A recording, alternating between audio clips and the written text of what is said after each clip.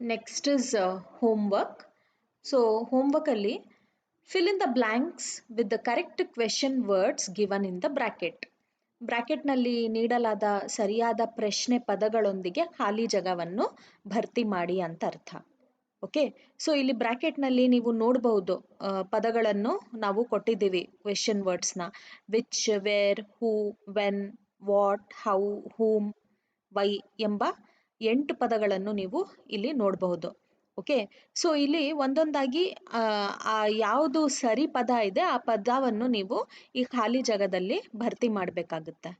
Okay, first question, dash do you live? Second, dash was the film? Third, dash are you going on holiday? Fourth, dash did you talk to? Fifth, dash paid your bill? Sixth, dash museums did you visit?